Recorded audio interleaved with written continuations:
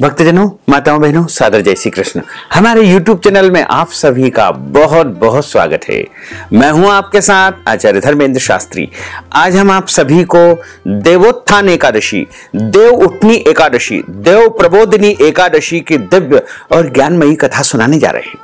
इस कथा को अंत तक सुनिएगा और सुनने के बाद अधिक से अधिक लोगों को शेयर भी कर दीजिएगा। तो सबसे पहले आपको और आपके पूरे परिवार को देव प्रबोधिनी एकादशी की बहुत बहुत शुभकामनाएं और बधाइयां। भगवान श्री हरि लक्ष्मी नारायण जी का भरपूर आशीर्वाद आप सभी के जीवन पर सदैव बना रहे। आप सभी सुखी रहें, स्वस्थ रहें, व्यस्त रहें और मस्त रहें। कार्तिक मास के शुक्ल पक्ष की एकादशी को देव उठनी एकादशी के नाम से जाना जाता है तथा इस एकादशी को देव प्रबोधिनी एकादशी, देवोत्थान एकादशी, तुलसी विवाह, कार्तिक एकादशी के नाम से भी जाना जाता है। इस बार एकादशी तिथि का प्रारंभ 1 नवंबर 2025 शनिवार की सुबह 9:12 से हो जाएगा, जो कि 2 नवंबर 2025 की सुबह 7:32 पर एकादशी तिथि समाप्त हो जाएगी। सभी भक्तजनों, माताओं, बहनों एवं वैष्णव जनों, स्मार्त जनों और अन्य संप्रदायों को मानने वाले भक्तजनों को सूर्योदय व्यापिनी द्वादशी युक्त शुद्ध हरिवासर एकादशी का जो व्रत है वो 2 नवंबर 2025 रविवार को ही करना है। एवं इस एकादशी व्रत का पारना यानी व्रत खोलने का जो दिन रहेगा, व्रत खोलने का समय रहेगा वो 3 नवंबर 2025 सोमवार की सुबह 6:51 से लेकर के 8:51 तक एकादशी व्रत को खोल लेना चाहिए। देव उठते ही चातुर्मास समाप्त हो जाएगा और शादी विवाह सहित अन्य मांगलिक कार्यक्रम प्रारंभ हो जाएंगे। देव उठनी एकादशी के दिन तुलसी विवाह का आयोजन किया जाता है। इस बार तुलसी विवाह का जो आयोजन है वो 1 नवंबर 2025 शनिवार की शाम को संपन्न होगा। चूंकि प्रदोष काल में सायंकालीन वेला में गोधूली वेला में तुलसी विवाह का आयोजन होता है, इसलिए तुलसी विवाह यदि आपको करना है या फिर देव उठनी एकादशी का कोई उत्सव मनाना है तो आप 1 नवंबर 2025 शनिवार को उत्सव आदि मनाएंगे तथा दशमी तिथि के सभी नियमों का पालन भी आपको 1 नवंबर 2025 शनिवार को करना है और एकादशी का व्रत 2 नवंबर 2025 को करना है तथा व्रत का पारना यानी व्रत खोलने का जो समय है, दिन है, वो 3 नवंबर 2025 सोमवार यानी प्रदोष के दिन सुबह 6:51 से लेकर के 8:51 तक आपको करना चाहिए। विष्णु एकादशी गीता तुलसी विप्र धेनवः असारे दुर्ग संसारे षटपदी मुक्तिदायिनी। भगवान श्री हरि विष्णु जी का पूजन करना, एकादशी का व्रत रखना, गीता जी का पाठ करना, तुलसी जी का पूजन एवं दर्शन करना, ब्राह्मण देवताओं की सेवा करना, उनको दान करना, उनको भोजन करवाना, गौ माता की रक्षा और सेवा करना, ये 6 कार्य इस कठिन संसार सागर को पार करने हेतु मोक्षदायक, मुक्तिदायक बताए गए हैं। पूरे एक वर्ष में 24 एकादशी आती है, लेकिन जिस साल अधिक मास या पुरुषोत्तम मास आता है उस साल 2 एकादशी अधिक होती है। कुल मिलाकर के उस वर्ष 26 एकादशी आती है। प्रत्येक महीने में 2 बार एकादशी आती है, एक कृष्ण पक्ष में, दूसरी शुक्ल पक्ष में। दोनों ही एकादशियों का भिन्न भिन्न महत्व हमारे धर्म ग्रंथों तथा पुराणों में बताया हुआ है। एकादशी का व्रत भगवान श्री हरि लक्ष्मी नारायण जी का परम प्रिय व्रत है और एकादशी का व्रत करने से मनुष्यों के कई जन्मों के पाप जड़ से नष्ट हो जाते हैं तथा उनके पुण्यों का उदय होता है। जब मनुष्य के जन्म जन्मांतर के पाप नष्ट हो जाते हैं तभी उन्हें सांसारिक एवं भौतिक सुखों की प्राप्ति होती है। जो भक्तजन, माताएं, बहनें एकादशी का व्रत करते हैं उनको अपने जीवन काल में कम से कम एक बार एकादशी व्रत का उद्यापन अवश्य करना चाहिए या ब्राह्मण देवता के माध्यम से करवाना चाहिए, क्योंकि एकादशी का जब हम उद्यापन करते हैं तो एकादशी का जो हमने व्रत किया है या पुण्य प्राप्त किया है वो हम प्रभु को समर्पित करते हैं और उनके माध्यम से हमें कृपा और आशीर्वाद प्राप्त होता है। जो भक्तजन एकादशी का व्रत करते हैं उनको दशमी तिथि से लेकर के द्वादशी तक कुछ महत्वपूर्ण नियमों का पालन अनिवार्य रूप से करना चाहिए। दशमी के दिन एक समय शुद्ध एवं सात्विक भोजन करें। इस दिन चावल, शहद, लहसुन, प्याज, मांस, मदिरा, मसूर की दाल, कटहल की सब्जी का उपयोग नहीं करना चाहिए। दशमी के दिन पराय अन्न अर्थात दूसरे के घर का भोजन नहीं करना चाहिए। ब्रह्मचर्य व्रत का पालन करना चाहिए। एकादशी के दिन सुबह जल्दी उठ करके स्नान करके पूजा अर्चना करके एकादशी व्रत का संकल्प धारण करना चाहिए। पद्म पुराण के उत्तरखंड के अध्याय 64 में श्लोक नंबर 34 में लिखा हुआ है, एकादश्याम निराहार स्थित्वाहं परेहनि भोक्ष्यामि पुंडरीकाक्ष शरणम में भवाच्युत। हे कमल नयन, हे वासुदेव, हे अच्युत, हे जनार्दन, मैं एकादशी के दिन निराहार रहकर अगले दिन ही भोजन करूंगा। इस प्रकार यदि आप बोल देंगे तो भी आपका संकल्प हो जाएगा। और यदि आपके घर में संकल्प करने की व्यवस्था है तो शुद्ध घी का या तिल के तेल का दीपक जला करके अपने देवघर में, पूजा घर में या पूर्व दिशा की तरफ आसन पर बैठ करके एक जल का पात्र सामने रखे। पूजा की थाली में जौ, तिल, कंकु और चंदन रख करके, तुलसी जी के पत्ते, पीला पुष्प, कुछ दक्षिणा, सुपारी रख करके संकल्प आपको करना चाहिए। संकल्प के समय हाथ की मुद्रा को इस प्रकार रखे और हाथ में जल, तुलसी जी का पत्ता, सुपारी, दक्षिणा, गंध, अक्षत, जौ, तिल रख करके आपको बोलना है ओम विष्णवे नमः, ओम विष्णवे नमः, ओम विष्णवे नमः। ओम तिथिर विष्णु स्थावारो नक्षत्रम विष्णुरेव च योगश्च करणम विष्णु सर्वम विष्णुमयम जगत। ओम विष्णुर विष्णु विष्णु श्रीमद् भगवतो महापुरुषस्य विष्णोर आज्ञया प्रवर्तमानस्य अद्य श्री ब्रह्मणोन्हि द्वितीय प्रार्धे श्री श्वेतवारः कल्पे वैवस्वत मंत्रे अष्टाविंशतितमे कलियुगे कलि प्रथम चरणे भूर्लोके भारतवर्षे भरतखंडे जम्बूद्वीपे आर्यावर्तांतर्गत ब्रह्मवर्तेक देशे अवंतिकायां विशाला क्षेत्रे महाकालवने हरसिद्धि पीठे क्षिप्रा तटे बौद्धावतारे संवत् 2082 मासानाम उत्तमे मासे कार्तिक मासे शुभैः शुक्ल पक्षैः एकादश्यायां तदुपरांत द्वादश्यायां पुण्यतिथयोः रविवासरान्वितायां पूर्वा भाद्रपद दिवस नक्षत्रैः कुंभ राशि स्थिते तदुपरांत मीन राशि स्थिते श्री चंद्रैः कर्क राशि स्थिते श्री देवराज गुरु तुला राशि स्थिते श्री सूर्य शेषेषु ग्रहेषु यथा यथम राशि स्थान स्थितसु एवं ग्रह गुण गण विशेषण विशिष्टायां शुभ पुण्य तिथौः। बोलिएगा मम आत्मनः, अपने नाम और गोत्र का उच्चारण करिएगा। सपरिवारस्य सकुटुंबस्य जनानाम आयु आरोग्य ऐश्वर्य अभिवृद्ध्यर्थम अप्राप्त लक्ष्मी प्राप्त्यर्थम प्राप्त लक्ष्म्योश्च चिरकाल संरक्षणार्थम सकल मन इच्छित कामना संसिद्ध्यर्थम लोके सभायां राजद्वारे व्यापारे कृषि कार्ये सेवा कार्ये यश विजय लाभादि प्राप्त्यर्थम मम इह जन्मनि जन्मांतरे वा सकल दुरितोपशमनार्थम आदिदेविक आदिभौतिक आध्यात्मिक त्रिविध तापोपशमनार्थम वात पित्त कफ जन दोष परिहारार्थम आदित्याद्यावाहित नवग्रह देवताः प्रसन्नार्थम सर्व देवताः प्रसन्नार्थम भगवते श्री लक्ष्मी नारायण देवता प्रीत्यर्थंच अद्य दिवसे ही देवोत्थान एकादशी व्रत कर्माहम करिष्ये। इस प्रकार संकल्प प्रभु को आप समर्पित कर दीजिएगा तथा हाथ जोड़ करके उनसे प्रार्थना करें, निवेदन करें कि हे दीन बंधु, हे दीनानाथ, हे करुणा निधान, आज मैं एकादशी का व्रत करने जा रहा हूं या करने जा रही हूं। मेरे द्वारा जाने में अनजाने में कोई भी त्रुटि हो जाए, गलती हो जाए तो मुझे क्षमा आप प्रदान करना और सभी नियमों का पालन करते हुए पूरे विधि विधान से एकादशी व्रत रखने का मैं प्रयास करूंगा या करूंगी। इस प्रकार संकल्प करने के बाद सूर्य भगवान को अर्घ्य प्रदान करें, माता पिता को प्रणाम करें, तुलसी जी का पूजन अर्चन करें। तुलसी विवाह का इस दिन आयोजन होता है। भगवान तुलसी जी के साथ में जो है इस दिन पाणी ग्रहण संस्कार करते हैं। भगवान शालिग्राम और माता तुलसी जी का विवाह संपादित किया जाता है। चूंकि सायंकाल व्यापिनी जो एकादशी है वो 1 नवंबर 2025 शनिवार को है, इसलिए सायंकाल के समय तुलसी विवाह संपन्न करें और देव को उठाएं, भगवान को उठाएं। गन्ने का मंडप बना करके तुलसी जी के पौधे के समीप में भगवान शालिग्राम की स्थापना की जाती है और उनको विधिवत गठबंधन किया जाता है। हल्दी और अन्य वस्तुएं उनको समर्पित की जाती है।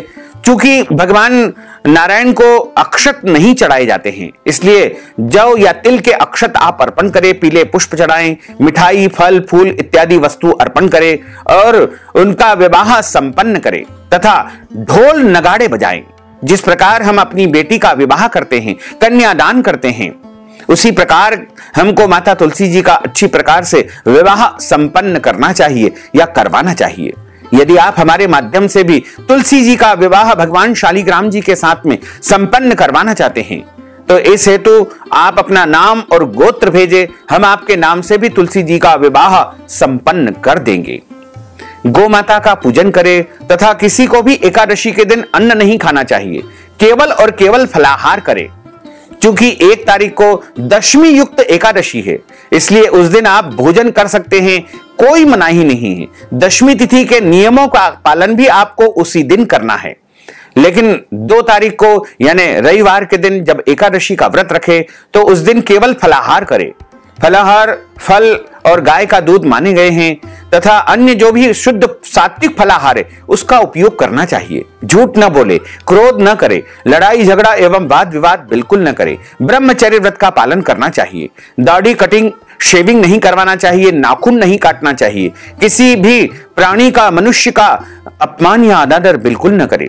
दिन में सोना नहीं चाहिए, रात्रि में जागरण करे और जितना हो सके जागरण करे। पूजन पाठ करके ब्राह्मण देवता के मुख से ही एकादशी व्रत कथा सुनना चाहिए। कथा सुनने के बाद ब्राह्मण देवता को यथाशक्ति दक्षिणा भी प्रदान करें। और इस प्रकार आप एकादशी का व्रत करेंगे तो निश्चय ही आपको भगवान लक्ष्मी नारायण जी की कृपा और उनका आशीर्वाद प्राप्त होगा। इस बार देवउठनी एकादशी का जो व्रत है वो 2 नवंबर 2025 को संपन्न होगा और व्रत का पारणा 3 नवंबर 2025 सोमवार की सुबह 6:51 से लेकर के 8:51 तक आपको कर लेना चाहिए। तो भक्तजनों, माताओं बहनों, यदि आप हमारे माध्यम से एकादशी व्रत का उद्यापन करवाना चाहते हैं तो आप अपना नाम और गोत्र भेज करके हमसे संपर्क करें। आपके नाम से हम एकादशी व्रत का उद्यापन संपन्न करेंगे।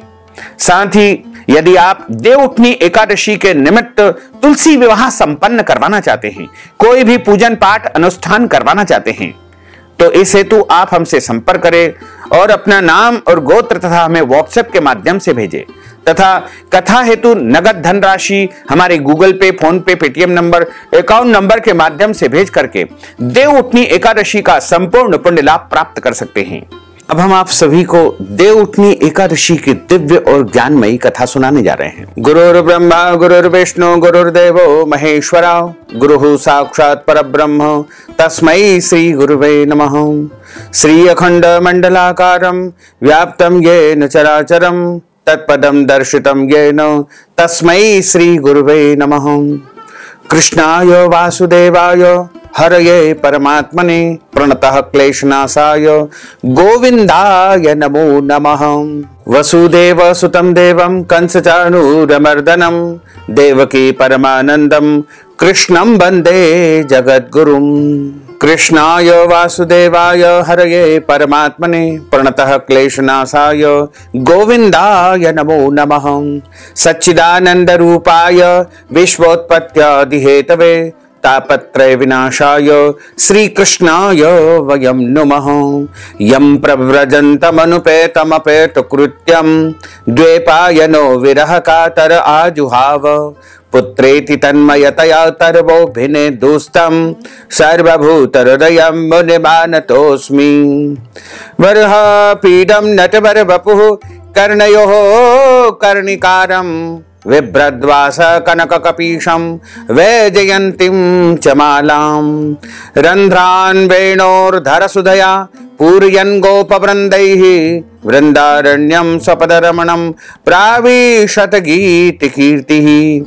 करारविन्देन पदारविन्दं मुखारविन्देन विनिवेशयन्तीं वटस्य पत्रस्य पुटेशयानं बालं मुकुन्दं मनसा स्मरामि। कस्तूरी तिलकं ललाटपटले वक्षस्थले कौस्तुभं नासाग्रे वरमौक्तिकं करतले वेणुः करे कङ्कणं। सर्वाङ्गे हरिचन्दनं सुललितं कंठे च मुक्तावलिं गोपस्त्री परिवेष्टितो विजयते गोपालचूडामणिं। फुल्लेन्दुवरकान्तिमिन्दुवदनं बरहावतं सप्रियं श्रीवत्साङ्कमुदार कौस्तुभधरं पीताम्बरं सुन्दरं गोपीनां नयनोत्पलार्चिततनुं गोपसंघावृतं गोविन्दं कलवेणुवादनपरं दिव्यांगभूषणं भजे। जय जय श्री राधा रमण, जय जय नवल किशोर, जय गोपी चित चोर प्रभु, जय जय माखन चोर। मात मेरी श्री राधिका, पिता मेरे घनश्याम, इन दोनों के चरणन में मेरा बारंबार प्रणाम। मोहिनी मूरत श्याम की वो मन रही समाय, जो मेहंदी के पात में लाली रही समाय। धन यौवन एक दिन उड़ जाएंगे जैसे उड़े कपूर, मन मूरख तू राम भज क्यों चाटे जगधूर। राम कृष्ण दो एक है अंतर नहीं निमेष, इनके नयन गंभीर है उनके चपल विशेष। राधे तू बड़ भागिनी कौन तपस्या कीन, तीन लोक तारण प्रभु सो तेरे अधीन। तन पवित्र सेवा किए धन पवित्र कर दान, मन पवित्र हरि भजन सो होत त्रिविध कल्याण। कलयुग केवल नाम आधारा, सुमर सुमर नर उतर ही पारा। तन पवित्र सेवा किए धन पवित्र कर दान, मन पवित्र हरि भजन सो होत त्रिविध कल्याण, होत त्रिविध कल्याण। बोलिए श्री लक्ष्मी नारायण भगवान की जय, श्री द्वारकाधीश भगवान की जय, श्री वृंदावन बिहारी लाल की जय, श्री गिरिराज धरण की जय, श्री बालकृष्ण लाल की जय, श्री श्याम सुंदर यमुने महारानी की जय, जगत गुरु श्री वल्लभाधीश की जय, गुसाई जी परम दयाल की जय, श्री गुरुदेव की जय, आज के आनंद की जय। देवउठनी एकादशी की जो व्रत कथा है उसमें बताया गया है कि एक समय की बात है, राजा युधिष्ठिर ने भगवान श्री कृष्ण को प्रणाम करके उनसे प्रश्न किया कि हे प्रभु, आज आपके श्री मुखारविंद से मैं देवोत्थान एकादशी की व्रत कथा श्रवण करना चाहता हूं। भगवान श्री कृष्ण कहते हैं कि एक राजा के राज्य में सभी लोग एकादशी का व्रत रखते थे। प्रजा तथा नौकर चाकरों लेकर पशुओं तक को एकादशी के दिन अन्न नहीं दिया जाता था। एक दिन किसी दूसरे राज्य का एक व्यक्ति राजा के पास आकर बोला कि महाराज, कृपा करके आप मुझे सेवक के रूप में आपके राजमहल में, आपके राज्य में नौकरी पर रख लीजिए। तब राजा ने उसके सामने एक शर्त रखी कि ठीक है, रख लेते हैं, किंतु रोज तो तुम्हें भोजन के लिए कुछ न कुछ मिलेगा, पर एकादशी को अन्न बिल्कुल नहीं मिलेगा। उस व्यक्ति ने हां कर ली, पर एकादशी के दिन जब उसे फलाहार का सामान दिया गया तो वह राजा के सामने जाकर के गिड़गिड़ाने लगा, रोने लगा, चीखने चिल्लाने लगा, महाराज इससे मेरा पेट नहीं भरेगा, मैं बहुत भूखा हूं और भूख के मारे मेरे प्राण निकल जाएंगे, मैं मर जाऊंगा, मुझे अन्न दे दीजिए। राजा ने उसे शर्त की बात याद दिलाई, पर वह अन्न छोड़ने को तैयार नहीं हुआ। तब राजा ने उसे आटा, दाल, चावल आदि भोजन की कच्ची सामग्री दे दी। वह नित्य की तरह नदी के किनारे पहुंचा और स्नान करके भोजन तैयार करने लगा। जब भोजन तैयार हो गया तब वह भगवान को बुलाने लगा, आओ भगवान, भोजन तैयार है, आप भोजन पा लीजिए। उसके बुलाने पर पीतांबर धारण किए हुए चतुर्भुज भगवान वहां पर आ पहुंचे तथा प्रेम के साथ उसके साथ भोजन करने लगे। भोजन आदि करके भगवान वहां से अंतर्ध्यान हो गए तथा वह व्यक्ति भी अपने काम पर चला गया। 15 दिन बाद अगली एकादशी को वह राजा से कहने लगा कि महाराज, मुझे दोगुना सामान दीजिए। उस दिन तो मैं भूखा ही रह गया। राजा ने कारण पूछा तो उसने बताया कि हमारे साथ भगवान भी भोजन करते हैं, इसलिए हम दोनों के लिए यह भोजन का जो आप सामान देते हैं वह पूरा नहीं हो पाता है। यह सुनकर के राजा को बड़ा आश्चर्य हुआ। वह बोला कि मैं मान ही नहीं सकता हूं कि तुम्हारे साथ भगवान भी भोजन करते हैं। मैं तो इतना पूजन पाठ करता हूं, यज्ञ करता हूं, पुण्य करता हूं, साधना करता हूं, आराधना करता हूं, पर भगवान ने मुझे कभी भी दर्शन नहीं दिए हैं। राजा की बात को सुनकर के वह बोला कि महाराज, यदि आपको विश्वास नहीं हो तो आप मेरे साथ चल करके देख लीजिए। राजा नदी के किनारे पहुंच गया और एक पेड़ के पीछे छिप करके बैठ गया। उस व्यक्ति ने भोजन तैयार किया, तब भगवान को पुकारता रहा, परंतु भगवान नहीं आए। अंत में उसने कहा कि हे भगवान, यदि आप आज नहीं आए तो मैं नदी में कूद करके अपने प्राणों का त्याग कर दूंगा। लेकिन भगवान नहीं आए। तब वह प्राण त्यागने के उद्देश्य से नदी की तरफ बढ़ा। प्राण त्यागने का उसका दृढ़ इरादा जान करके शीघ्र ही भगवान ने प्रकट होकर के उसे रोक लिया और उसके साथ बैठ करके भोजन करने लगे। भोजन करके वे अपने विमान में बैठ करके और स्वयं बैठ करके उस नौकर को भी अपने साथ बिठा करके अपने धाम को ले गए। यह देख करके राजा ने सोचा कि व्रत उपवास से तब तक कोई फायदा नहीं होता है जब तक मन शुद्ध न हो। इसलिए राजा को ज्ञान हुआ, वह भी मन से व्रत उपवास करने लगा और अंत में वह भी भगवान की कृपा से वैकुंठ धाम को प्राप्त हो गया। एक और कथा आती है, उसमें बताया है कि एक राजा था, उसके राज्य में प्रजा सुखी थी। एकादशी को कोई भी अन्न नहीं बेचता था, सभी केवल और केवल फलाहार करते थे। एक बार भगवान ने राजा की परीक्षा लेना चाहिए। भगवान ने एक सुंदरी स्त्री का रूप धारण किया तथा सड़क के किनारे बैठ गए। तभी राजा उधर से निकला और सुंदरी को देख करके चकित रह गया। उसने पूछा कि हे सुंदरी, तुम कौन हो और इस तरह यहां क्यों बैठी हो? तब सुंदर स्त्री बने भगवान बोले कि मैं निराश्रिता हूं, नगर में मेरा कोई जाना पहचाना नहीं है, किससे सहायता मांगू? राजा उसके रूप पर मोहित हो गया। वह बोला कि तुम मेरे महल में चल करके मेरी रानी बन करके रहो। सुंदरी बोली, मैं तुम्हारी बात मानूंगी, पर तुम्हें राज्य का अधिकार मुझे सौंपना होगा। राज्य पर मेरा पूर्ण अधिकार होगा। मैं जो भी बनाऊंगी तुम्हें भोजन के रूप में खाना होगा। राजा उसके रूप पर मोहित था, अतः उसकी सभी शर्तों को राजा ने स्वीकार कर लिया।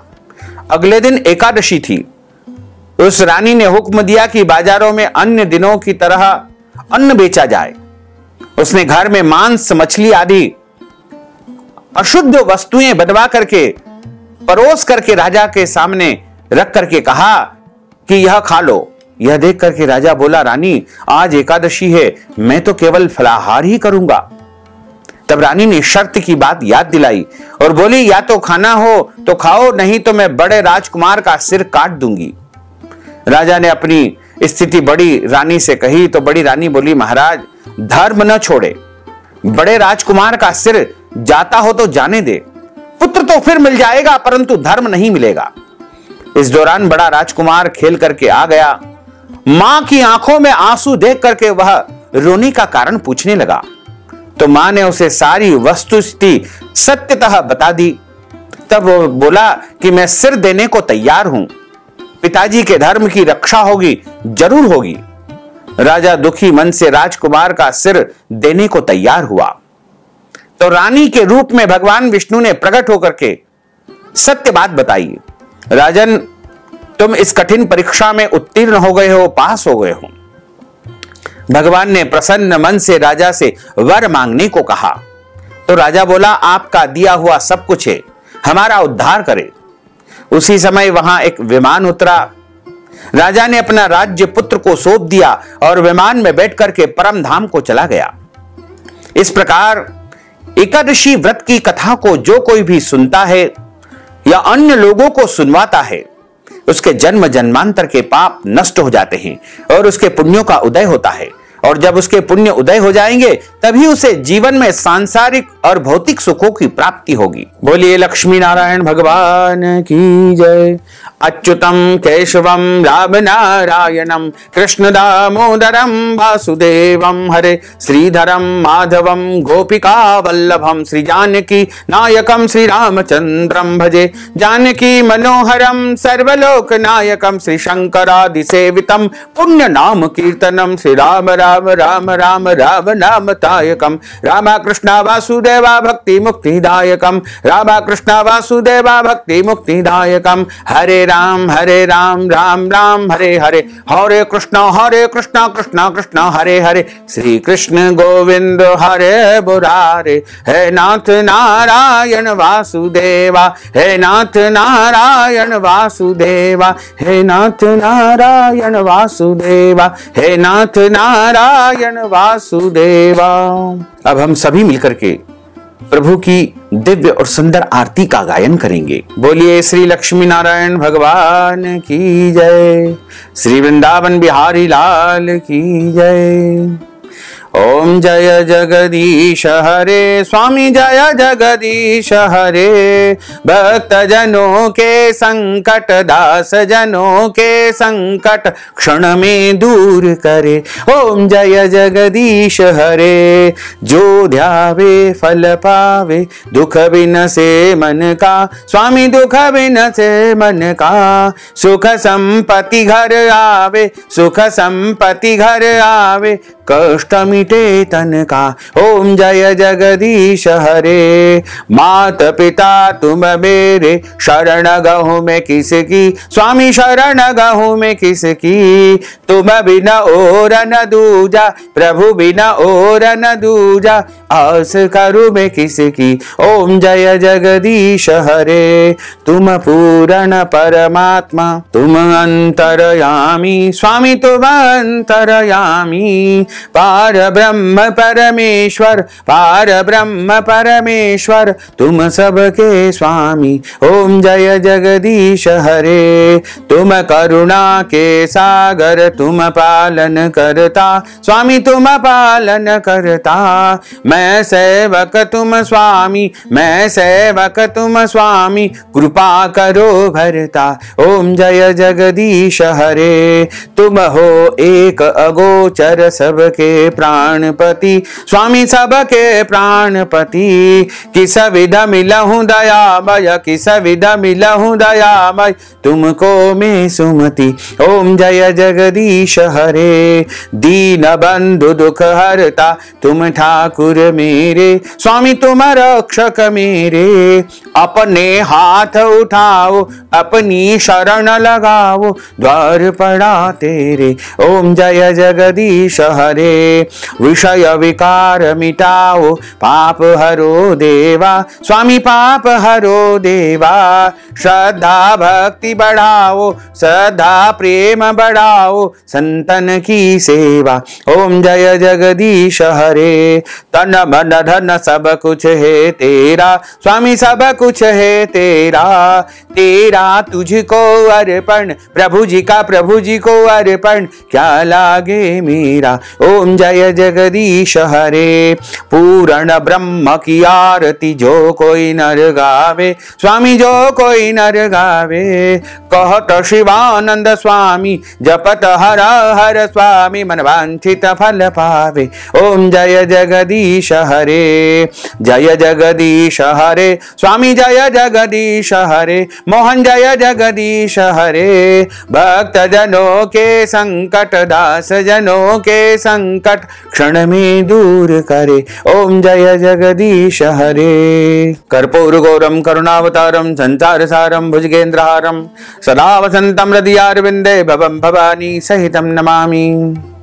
त्वमेव माताश्च पिता त्वमेव बन्धुश्च सखा त्वमेव विद्या द्रविणं त्वमेव सर्वं मम देव देवारार्तिक्यं समर्पयामि। नमो नमः। हरिः ओं। मा यज्ञेन यज्ञमय जन्त देवास्तानि धर्माणि प्रथमान्यासन्न तेहनाकं महिमानः सचन्त्रयत्र पूर्वे साध्याः सन्ति देवाः। ओम राजाधिराजाय प्रसय्य साहिने नमो वयं वै श्रवणाय कुर्महे सबे कामानि कामकामाय मह्यं कामेश्वरो वै श्रवणो ददातु कुबेराय वैश्रवणाय महाराजाय नमः।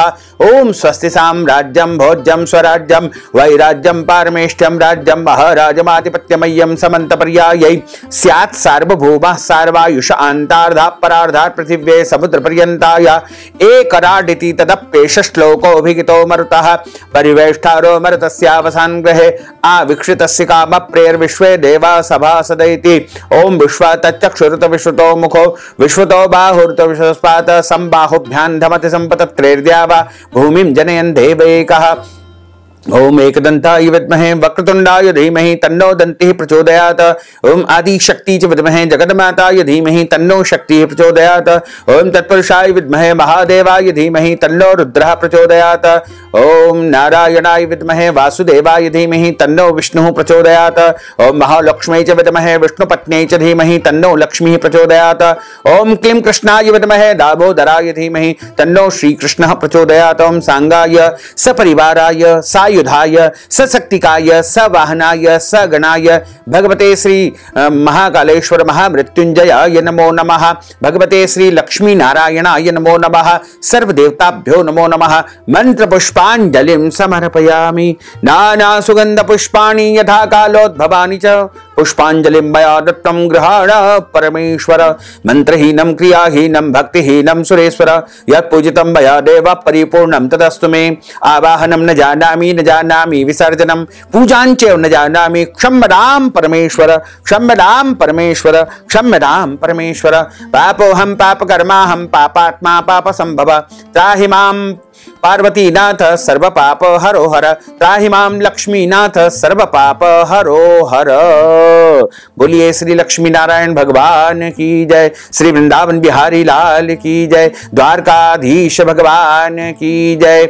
बाल कृष्ण लाल की जय। श्याम सुंदर यमुने महारानी की जय। जगत गुरु श्री वल्लभाधीश की जय। गुसाई जी परम दयाल की जय। श्री गुरुदेव की जय। लाडले लाल की जय। धर्म की जय हो अधर्म का नाश हो प्राणियों में सद्भावना हो विश्व का कल्याण हो। सनातन धर्म की जय हो गौ माता की जय हो नगर बस्ती की जय हो। आज के आनंद की जय हो कल के आनंद की जय हो परसों के आनंद की जय हो बरसों बरसों के आनंद की जय हो। ओम नमः पार्वती पते हर हर महादेव हर।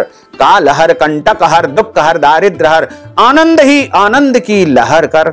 भक्तजनों माताओं बहनों यदि आप देवउठनी एकादशी व्रत कथा की दक्षिणा प्रदान करना चाहते हैं एकादशी का उद्यापन करवाना चाहते हैं या फिर भगवान शालिग्राम के साथ माता तुलसी जी का विवाह अनुष्ठान हमारे माध्यम से संपन्न करवाना चाहते हैं या फिर कोई भी दान पुण्य एकादशी के निमित्त करना चाहते हैं तो अपना नाम और गोत्र हमें व्हाट्सएप के माध्यम से भेजें और इससे तो नगद धनराशि हमारे गूगल पे फोन पे पेटीएम नंबर अकाउंट नंबर के माध्यम से भेज करके देवउठनी एकादशी का संपूर्ण पुण्य लाभ प्राप्त कर सकते हैं।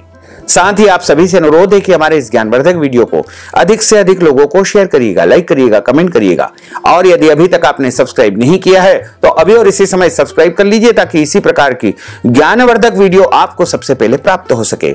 आपको और आपके पूरे परिवार को सादर जय श्री कृष्ण, सादर धन्यवाद।